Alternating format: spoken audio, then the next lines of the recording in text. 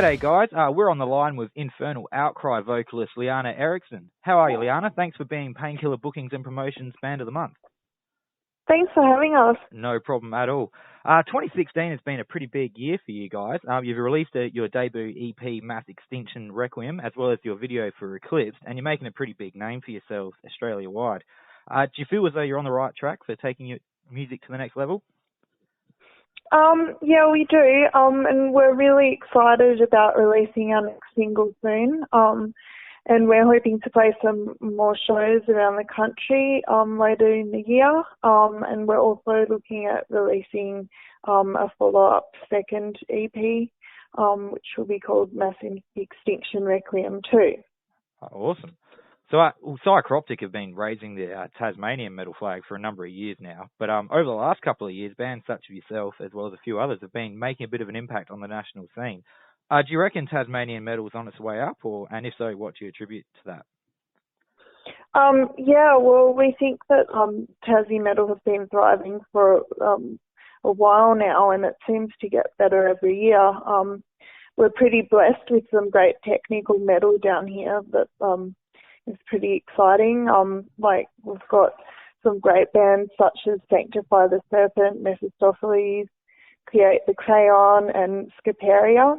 And perhaps the isolation down here and the cold means everyone stays inside and practices more or something. So tell us about Mass Extinction Requiem. There seems to be a pretty clear message behind it. Yeah, the theme of the EP is the collapse of civilization and the extinction of humans. It's like a warning about where we're headed. And the first EP, and particularly the track Collapse, is about civilization collapsing. Whereas the second EP that we haven't released yet, there will be a part 2 to the song Collapse on that one, and that will be about nature's recovery from the human plague after we're extinct. Oh, awesome. So the music itself seems pretty highly complicated, in fact, but at the same time, it's incredibly catchy. Tell us a little bit about your writing process. Do you write songs with a certain theme in mind? Not really. We just kind of all draw from various influences, and then we sort of tend to write individually with a fairly formed collection of riffs, and then we workshop them in our rehearsals to figure out the final arrangement. Okay. So the album was produced by Joe Haley of Psychroptic. What was it like working with him? Did he contribute much to the writing or the arrangement of the songs, or was he strictly for recording?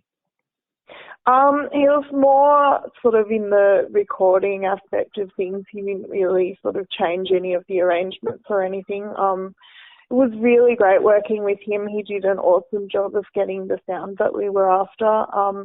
And we had to sort of cut Eclipse down because it was so long.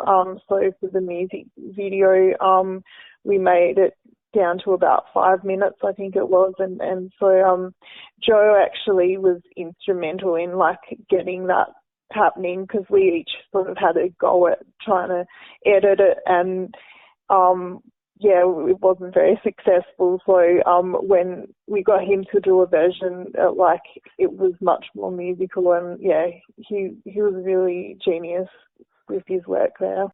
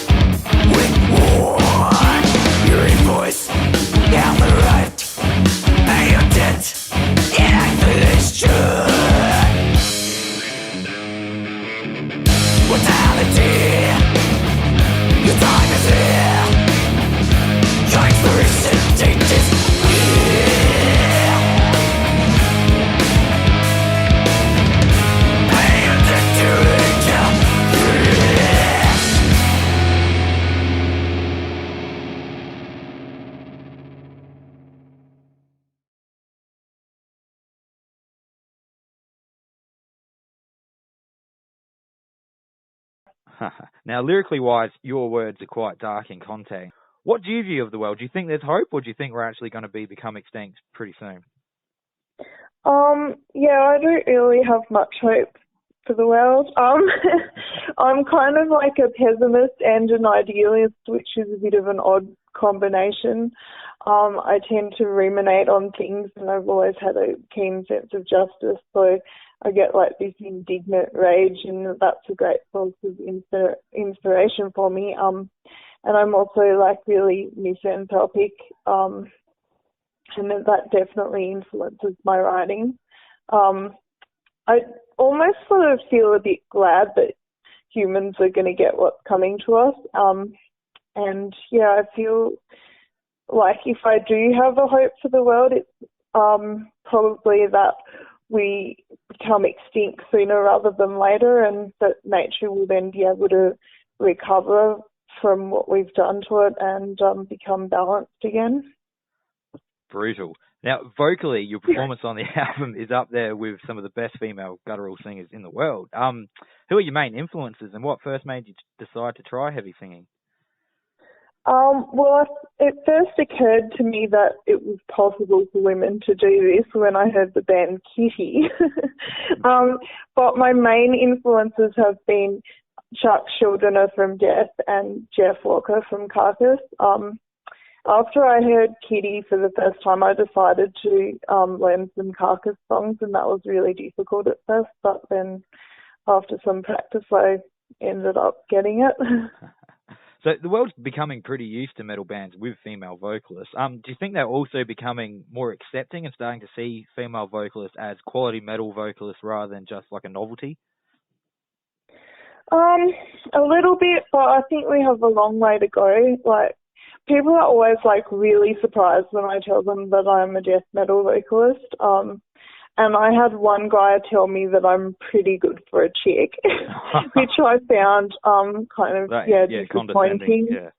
But yeah, it wasn't really surprising. Yeah, I'm hoping things will improve exponentially in terms of gender equality because it's long overdue. I mean, we've come a long way, but I think we can do a lot better than we are now. Absolutely.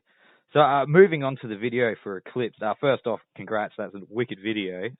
Who came up with the idea behind it?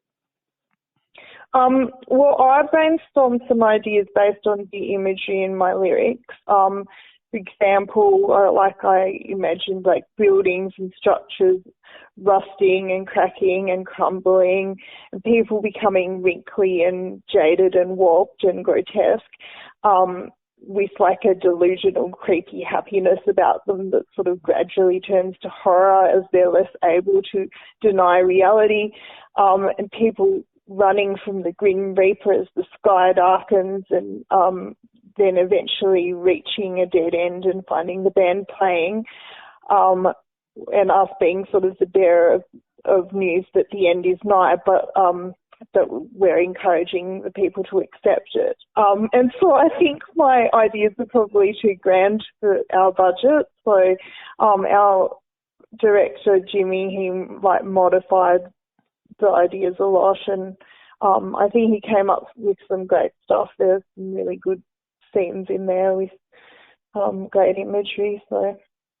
And so how has the response been to the clip? Yeah, it's been really positive so far, so we're pretty happy with that. Awesome. And you said a bit earlier on in the interview that you're planning on hitting other countries. Is that part of your touring plans for this year, or is that a bit further down the line?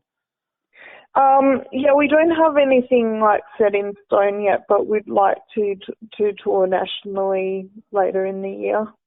Wicked. And just to finish up, obviously, have you begun work on your debut full length? You were saying before that we're actually going to get a second EP first of a follow-up? Yeah, to your we current we one? haven't started working on an album yet, but we've got our second EP already finished.